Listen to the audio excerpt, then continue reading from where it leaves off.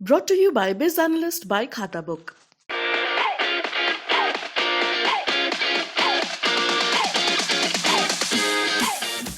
नमस्कार, आप देख रहे हैं यूपी तक और आपके साथ मैं हूं सुषमा। प्रतापगढ़ की कुंडा सीट से जनसत्ता दल प्रत्याशी रघुराज प्रताप सिंह उर्फ राजा भैया, इनको तो आप जानते ही होंगे।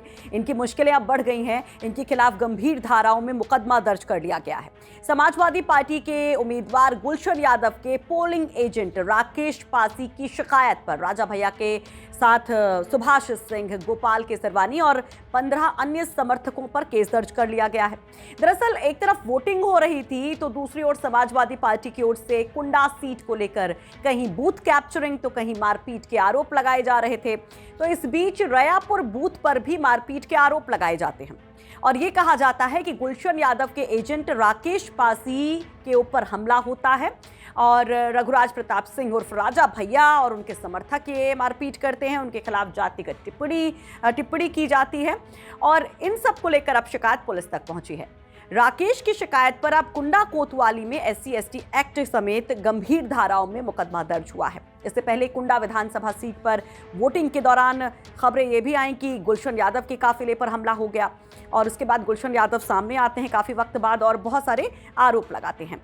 तो वो आरोप लगाते हैं कि उनकी गाड़ी में तोड़फोड़ की जाती है, वो बाल बाल बच गए।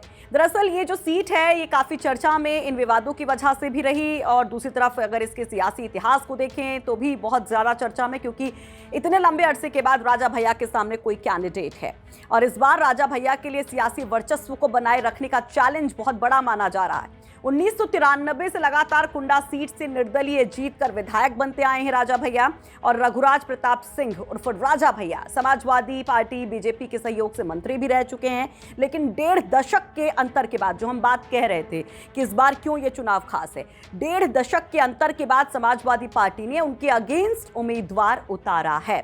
तो वहीं अगर हम जातिगत समीकरणों को देखें तो यहां पर भी घेरेबंदी नजर आती है। एक तरफ यादव कैंडिडेट समाजवादी पार्टी की तरफ से उतारा गया है तो BSP ने मुस्लिम कैंडिडेट उतारा है। जो MY कॉम्बिनेशन राजा भैया के फेवर में जाता था वो कहा जा रहा है कि वो नहीं जा रहा है, इसमें सेंधमारी हो गई है। तो वहीं बीजेपी ने सिंधुजा मिश्रा को उतारकर ब्राह्मण कार्ड खेल करके राजा भैया की मुश्किलें और बढ़ा दी हैं।